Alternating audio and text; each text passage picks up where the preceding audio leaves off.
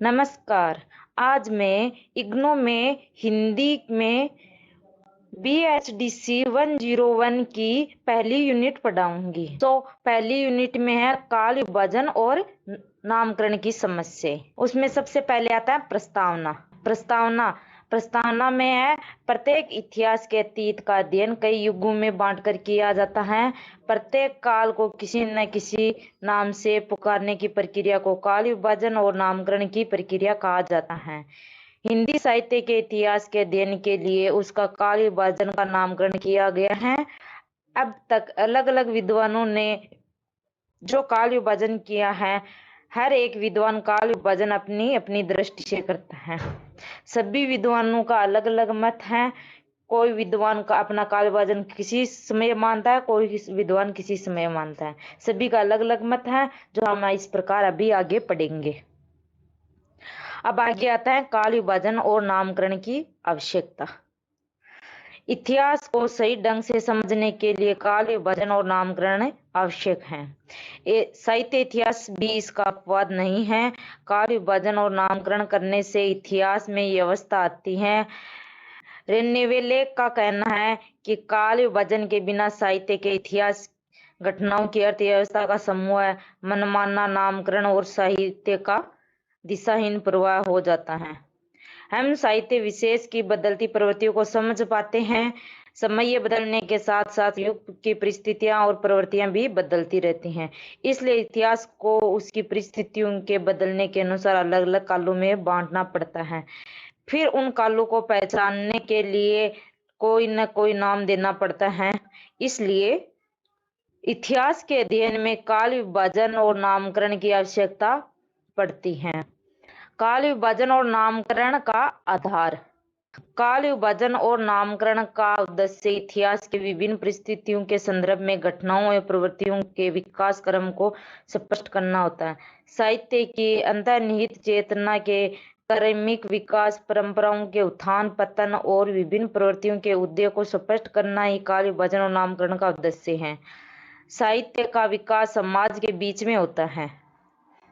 समाज में जब कोई बड़ा परिवर्तन आता है तो साहित्य में उसका प्रभाव पड़ता है। इस स्थिति में साहित्य इतिहास का काल विभाजन सामाजिक या राजनीतिक इतिहास से अप्रभावित नहीं रह सकता, पर साहित्य का अपना स्वतंत्र अस्तित्व होता है। वह राजनीति के अनुचर नहीं है। अतः राजनीतिक अथवा सामाजिक इतिहास का सहारा वहीं तक लिया जाना चाहिए जहां तक वह साहित्य की मूल चेतना को प्रभावित करता है। सही काल विभाजन और नामकरण वही हैं जो साहित्य की परंपरा को सही रूप से व्यक्त करने में सहायक हो। इसे संक्षेप में इस प्रकार रखा जा सकता है। अब पहला है, काल विभाजन का आधार साहित्य प्रवृत्तियां होनी चाहिए।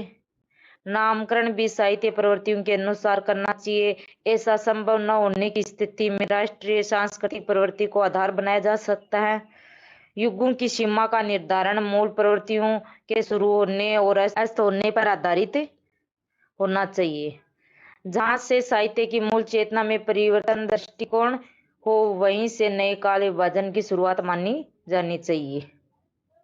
अब आगे आता है हिंदी साहित्य के काल विभाजन की समस्या। जब हिंदी साहित्य के इतिहास के काल विभाजन करते हैं तो हमारे सामने कई समस्याएं उपस्थित होती हैं, क्योंकि इसके बारे में भी विद्वानों के अलग अलग मत हैं। हिंदी साहित्य के सुप्रसिद्ध कवि जॉर्ज ग्रियर्सन, जो सबसे पहले कवि माने जाते हैं, ने इतिहास ग्रंथ में हिंदी साहित्य का आरंभ 7वीं शताब्दी से ही माना है, परंतु दूसरे इतिहासकार इस मत को स्वीकार नहीं करते हैं। आचार्य रामचंद्र शुक्ल का मत है कि पुरानी हिंदी का जन्म तो 7वीं शताब्दी के आसपास हो गया था। उसमें सिद्धों, जैनियों और नाथपंथियों ने काव्य भी लिखा था, इसलिए उसमें काव्य के गुण कम मिलते हैं। इसलिए आचार्य शुक्ल जी इन कवियों के द्वारा रचे हुए काव्य को सांप्रदायिक शिक्षा मानकर स्वीकार नहीं करते हैं। उनका विचार था कि हिंदी का वास्तविक काव्य वह है जो विक्रमी संवत 1050 के बाद से लिखा गया है। उनके कहने का तात्पर्य है कि आचार्य शुक्ल के मतानुसार हिंदी साहित्य के इतिहास का आरंभ संवत 1050 ईस्वी से मानना चाहिए। आचार्य हजारी प्रसाद द्विवेदी हिंदी साहित्य का आरंभ 10वीं शताब्दी से ही मानते हैं और डॉक्टर राम कुमार वर्मा और डॉक्टर नगेंद्र इसका आरंभ 7वीं शताब्दी से मानते हैं। हिंदी साहित्य का आरंभ कब से माना जाए, एक समस्या और भी है। वह है हिंदी भाषा और अपभ्रंश भाषा के पारस्परिक संबंध की। भाषा विज्ञान के विद्वान कहते हैं कि प्राकृत भाषा से अपभ्रंश भाषा का और अपभ्रंश भाषा से आधुनिक भारतीय भाषाओं जिसमें हिंदी भी एक है, परंतु कुछ विद्वान अपभ्रंश को हिंदी से अलग न मानकर हिंदी का ही एक रूप मानते हैं। उदाहरण के लिए आचार्य रामचंद्र शुक्ल ने अपभ्रंश को प्राकृत भाषा हिंदी माना है। राहुल सांकृत्यायन ने अपभ्रंश को पुरानी हिंदी की संज्ञा देते हुए अपभ्रंश के सारे कवियों को हिंदी के कवियों के रूप में स्वीकार किया है। अगर राहुल सांकृत्यायन के मत को स्वीकार कर लेते हैं तो हिंदी साहित्य का आरंभ 7वीं शताब्दी से ही सिद्ध हो जाता है और उस स्थिति में अपभ्रंश के कवि सहरपाद ही हिंदी के पहले कवि सिद्ध होते। इस प्रकार हम देखते हैं कि हिंदी विद्वानों की मुख्यतः 2 वर्ग। पहला है, एक वर्ग में वे विद्वान आते हैं जो हिंदी और अपभ्रंश को एक मानते हुए हिंदी का आरंभ 7वीं शताब्दी से स्वीकार करते हैं। दूसरे वर्ग में वे विद्वान आते हैं जो अपभ्रंश को हिंदी से अलग मानते हुए 10वीं शताब्दी के बाद हिंदी साहित्य का आरंभ मानते हैं। परंतु अब इस बात का निर्णय हो गया है कि अपभ्रंश और हिंदी दोनों एक भाषा नहीं है। निश्चय ही अपभ्रंश हिंदी की जननी है। उससे न केवल हिंदी अपितु उत्तर भारत की और भी कई भाषाएं जैसे पंजाबी, गुजराती, मराठी, बंगला आदि विकसित हुई हैं। 10वीं से 14वीं शताब्दी तक का साहित्य अपभ्रंश से भिन्न भाषा का साहित्य है। अब आगे आता है हिंदी साहित्य के काल विभाजन के विभिन्न प्रयास। हिंदी साहित्य इतिहास के काल विभाजन का प्रथम श्रेय जॉर्ज ग्रियर्सन को दिया जाता है। इसके बाद मिश्र बंधु रामचंद्र शुक्ल और हजारी प्रसाद द्विवेदी ने हिंदी साहित्य का काल विभाजन का प्रयत्न किया है। इसके अतिरिक्त भारतीय हिंदी परिषद डॉक्टर धीरेन्द्र वर्मा द्वारा संपादित और डॉक्टर गणपति चंद्र गुप्त ने भी काल विभाजन का प्रयत्न किया है। विद्वानों द्वारा किए गए काल विभाजन। अब सभी विद्वानों ने अपना अपना काल विभाजन अलग अलग ईस्वी में किया है। वो आगे है इस प्रकार, देखो सभी विद्वानों का अलग अलग मत है। जॉर्ज ग्रियर्सन द्वारा किया गया काल विभाजन। सबसे पहले हम जॉर्ज ग्रियर्सन द्वारा दिया गया काल विभाजन देखेंगे, जो काल विभाजन को अलग अलग नामों से दिया है। जॉर्ज ग्रियर्सन द्वारा किया गया काल विभाजन, उन्होंने अपने अलग अलग काल विभाजन किया है। जो पहला है चारण काल। चारण काल को 7वीं ईस्वी से 1300 ईस्वी तक रखा है। दूसरा है 15वीं सदी का धार्मिक पुनर्जागरण। तीसरा है जायसी की प्रेम कविता। चौथा कृष्ण संप्रदाय। पांचवा है मंगल दरबार। छठवा है तुलसीदास। सातवां है प्रेम काव्य। आठवां है तुलसीदास के अन्य प्रवृत्ति। 9वां 18वीं शताब्दी। 10वां कंपनी के शासन में हिंदुस्तान। 11वां विक्टोरिया के शासन में हिंदुस्तान। जॉर्ज ग्रियर्सन के काल विभाजन में व्यवस्था का अभाव दिखाई पड़ता है, क्योंकि जॉर्ज ग्रियर्सन द्वारा किया गया काल विभाजन हम कोई भी सहमत नहीं है, क्योंकि पढ़ने से पता चलता है कि यह काल विभाजन सही नहीं है। इसने काल विभाजन सही नहीं किया है। सबसे पहली बात ये तो यह है कि इसमें साहित्यिक प्रवृत्ति को आधार नहीं बनाया गया है। मुगल दरबार, 18वीं शताब्दी, कंपनी के शासन में हिंदुस्तान आदि के आधार पर किया गया विभाजन किसी साहित्यिक परिवर्तन का संकेत नहीं देते, क्योंकि जॉर्ज ग्रियर्सन ने जो काल विभाजन किया है वो सही ढंग से नहीं किया, जो हमें पढ़ने से पहले से पता चल जाता है कि ये काल विभाजन सही नहीं है, क्योंकि ये क्रम वाइज भी नहीं है और सही भी नहीं है। आगे आता है मिस्र बंधु द्वारा किया गया काल विभाजन। देखो आगे हम और पढ़ते हैं कि मिस्र बंधु ने काल विभाजन सही किया है या नहीं किया है, क्रमवाइज किया है नहीं किए हैं, वो हम देखते हैं। मिस्र बंधु ने काल विभाजन, पहला काल विभाजन आरंभिक काल, आरंभिक काल को ही दो भागों में बांटा है। मिस्र बंधु ने जो काल विभाजन किया वो दो दो भागों में करके किया है। पहला है आरंभिक काल, आरंभिक काल को दो में भाग में बांटा है। पहला पूर्व आरंभिक काल, दूसरा है उत्तर आरंभिक काल। जो पूर्व आरंभिक काल को है जो है संवत 700 से 1343 और ईस्वी है 643 ईस्वी से 1286 ईस्वी। अब आगे आता है उत्तर आरंभिक काल। उत्तर आरंभिक काल में सन 1344 से 1444 और ईस्वी है 1287 ईस्वी से 1387 ईस्वी। इसमें सबसे पहले ये बात है कि संवत और ईस्वी में क्या अंतर है, क्योंकि संवत हमेशा 58 वर्ष आगे होता है, ईस्वी 58 वर्ष पीछे होता है। इसमें संवत और ईस्वी में ये अंतर है। आप जानते होंगे कि संवत और ईस्वी ये अलग अलग क्यों है और ये ज्यादा क्यों है, ये कम क्यों है। संवत होता है वो 58 वर्ष हमेशा आगे माना जाता है, ईस्वी को 58 वर्ष पीछे माना गया है। अब आगे आता है दूसरा माध्यमिक काल। माध्यमिक काल में भी दो काल विभाजन किया है, दो रूप में। माध्यमिक को पहला है पूर्व माध्यमिक काल, दूसरा है प्रौढ़ माध्यमिक काल।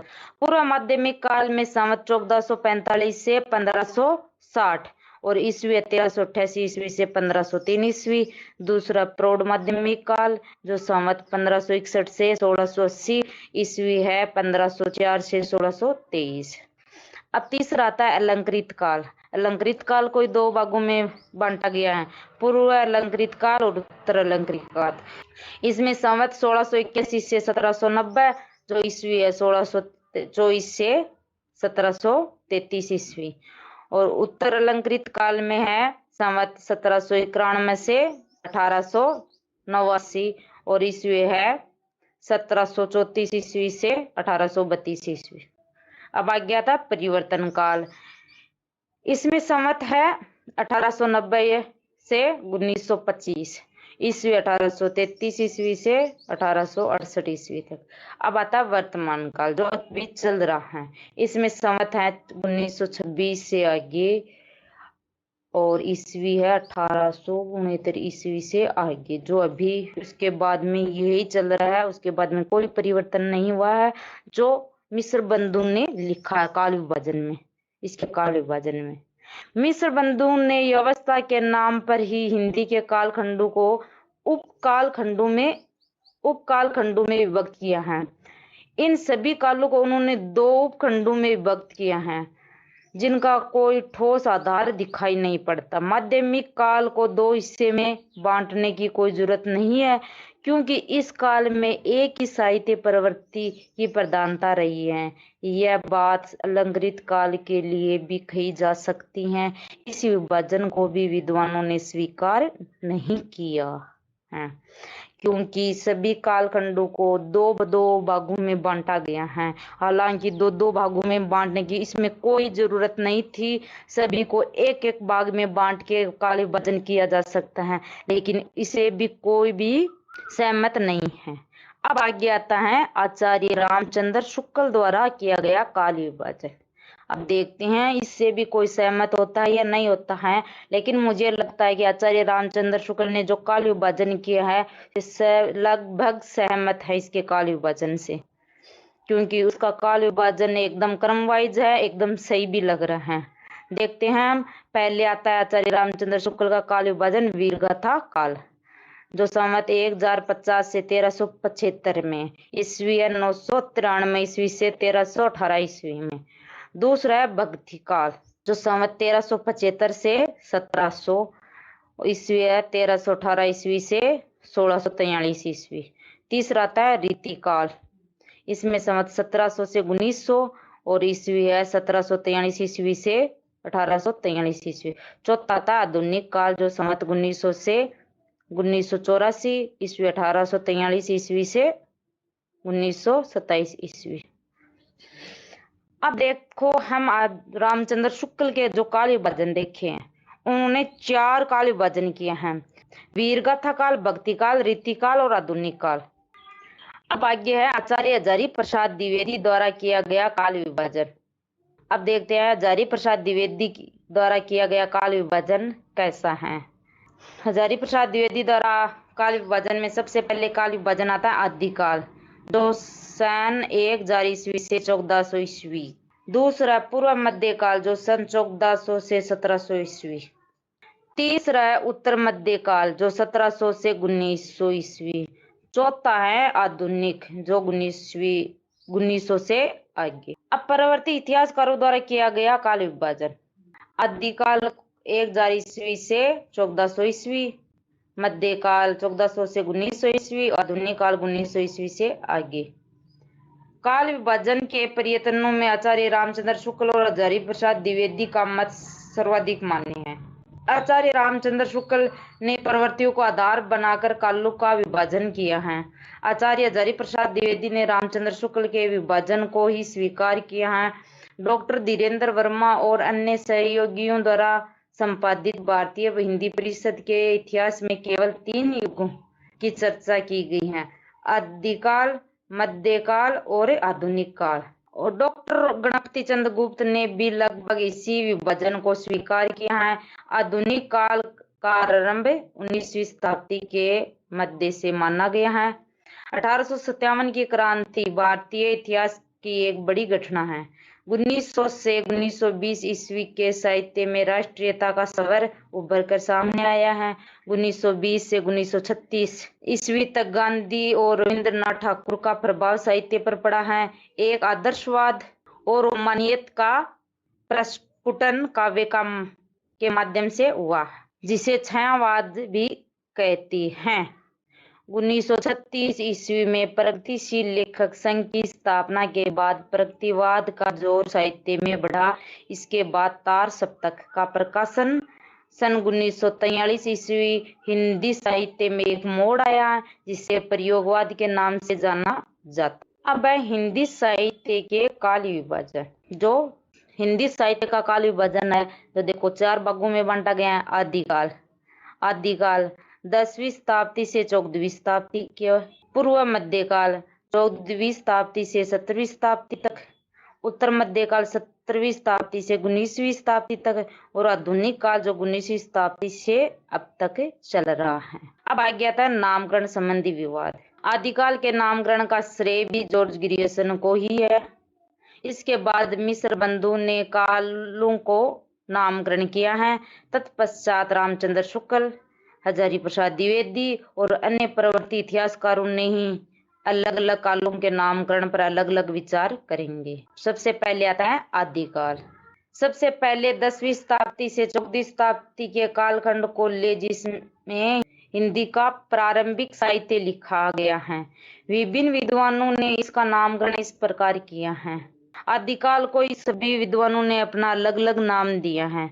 सबसे पहले हम देखते हैं इतिहासकार नामकरण। अब सभी इतिहासकार ने आदिकाल का नाम अलग अलग रखा है। देखते हैं कौन से इतिहासकार ने आदिकाल का क्या नाम रखा है। सबसे पहले आते हैं जॉर्ज ग्रियर्सन। जॉर्ज ग्रियर्सन ने आदिकाल को चारणकाल नाम दिया है। दूसरा आता है मिस्र बंधु, जो आदिकाल को प्रारंभिक काल नाम दिया है। तीसरा है रामचंद्र शुक्ल, जो वीरगाथा काल दिया है। चौथा है राहुल सांकृत्यायन, जो सिद्ध संमत युग दिया है। पांचवा महावीर प्रसाद द्विवेदी, इसने आदिकाल को बीज पवन काल नाम दिया है। छठा है विश्वनाथ प्रसाद मिश्र, इसने वीर काल बोला है। हजारी प्रसाद द्विवेदी ने आदिकाल को आदिकाल ही नाम रखा है। और आठवां राम कुमार वर्मा, इसने आदिकाल को संधि ओम चारण काल नाम दिया है।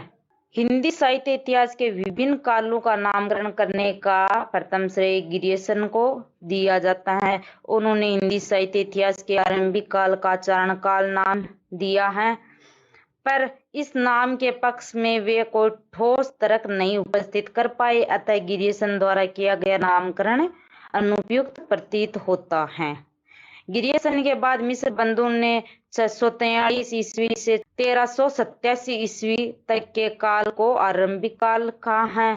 यह एक सामान्य संज्ञा है और मिस्र बंधु के बाद आचार्य रामचंद्र शुक्ल ने हिंदी साहित्य इतिहास के कालखंड का नाम वीरगाथा काल रखा है। वीरगाथा काल नामकरण के आधार स्पष्ट करते हुए शुक्ल जी लिखते हैं, आदिकाल की इस दीर्घ परंपरा के बीच प्रथम 150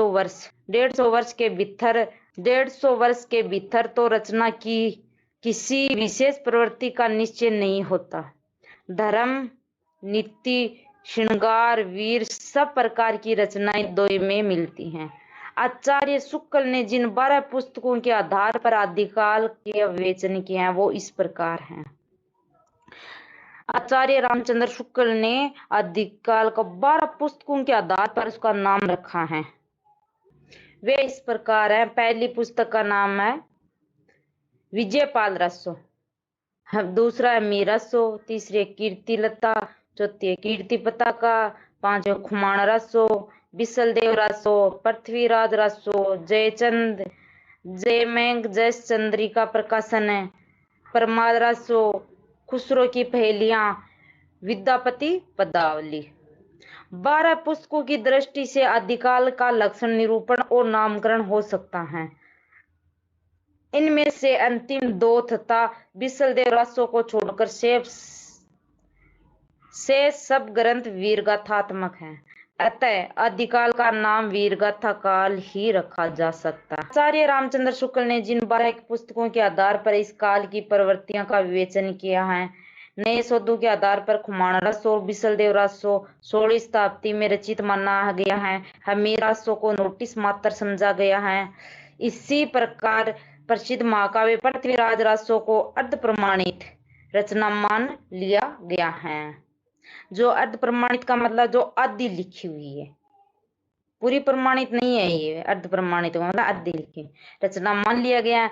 अतः केवल इन पुस्तकों के आधार पर वीरगाथा काल नाम दे देना उचित प्रतीत नहीं होता है।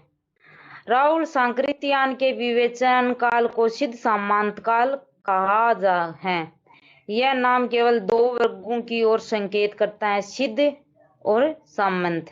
नाथपंथी और हठयोगी कवियों और तथा खुसरो आदि के काव्य प्रवृत्तियों का इस नाम में समावेश नहीं होता, इसलिए यह नाम भी मान्य नहीं है। विश्वनाथ प्रसाद मिश्र द्वारा दिया गया नाम वीरकाल शुक्ल जी के नामकरण का रूपांतरण है। अब आता है आचार्य हजारी प्रसाद द्विवेदी, तो 10वीं शताब्दी से 14वीं शताब्दी तक के कालखंडों को आदिकाल ही नाम दिया है। जो हजारी प्रसाद द्विवेदी ने आदिकाल को आदिकाल नाम रखा है। डॉक्टर रामकुमार वर्मा ने आदिकाल को 2 खंडों में विभाजित किया है, जो है संधि काल और चारण काल। संधि काल भाषा की ओर संकेत करता है और चारण काल से एक वर्ग विशेष का बोध होता है। अतः यह नामकरण भी विद्वानों के बीच मान्य नहीं है। वस्तुतः आदिकाल ही ऐसा नाम है जिस पर साहित्य इतिहासकार किसी न किसी रूप से सहमत हैं। इसलिए हजारी प्रसाद द्विवेदी ने जो आदिकाल का आदिकाल नाम रखा है। अब आगे आता है दूसरा है भक्ति काल। 14वीं शताब्दी के मध्य से 17वीं शताब्दी के मध्य तक के कालखंड को हिंदी साहित्य के इतिहास में भक्ति काल के नाम से जाना जाता है। हिंदी साहित्य के इतिहास कालखंड के नाम का श्रेय आचार्य रामचंद्र शुक्ल को है। कुछ विद्वान इस कालखंड को पूर्व मध्य काल कहने के पक्ष में है।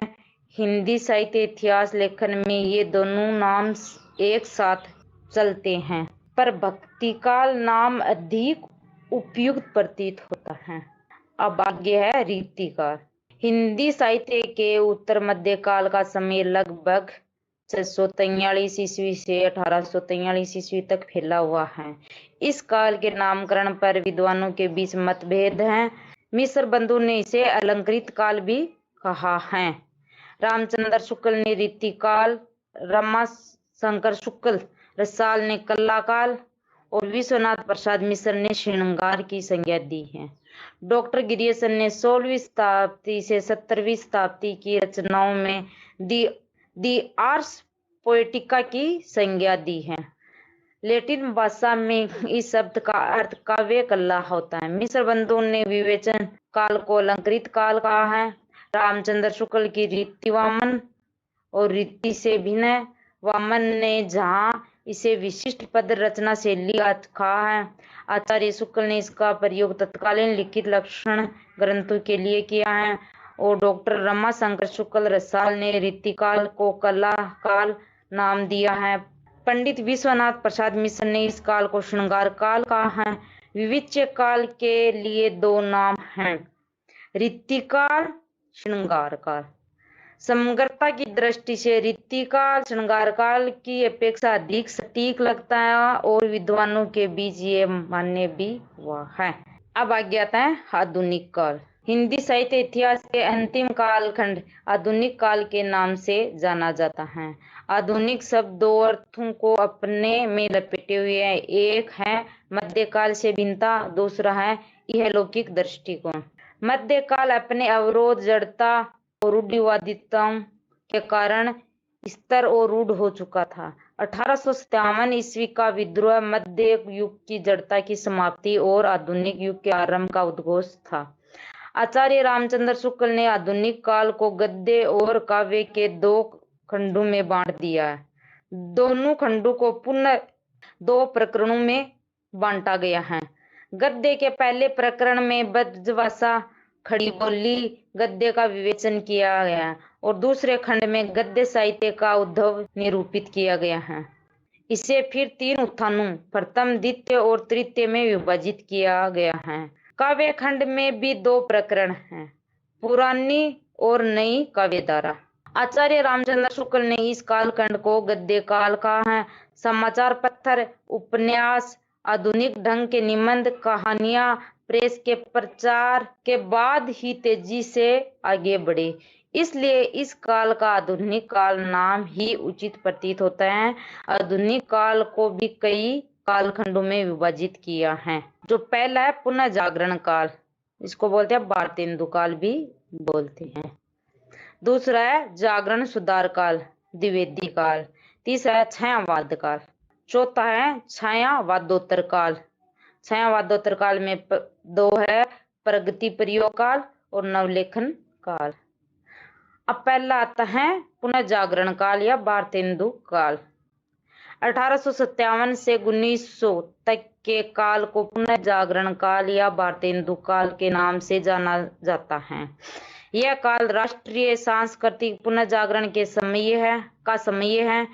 राजा राम मोहन राय, केशव चंद, दयानंद सरस्वती, विवेक आदि के कारण एक नवीन राष्ट्रीय सांस्कृतिक चेतना का जन्म हुआ है। इसका सीधा प्रभाव साहित्य पर पड़ा है। इस दृष्टि से इस कालखंड का पुनः जागरण काल नाम रखा गया या कहा गया है। इस कालखंड में भारतेंदु हरिश्चंद्र पूरे हिंदी साहित्य पर छाए रहे हैं।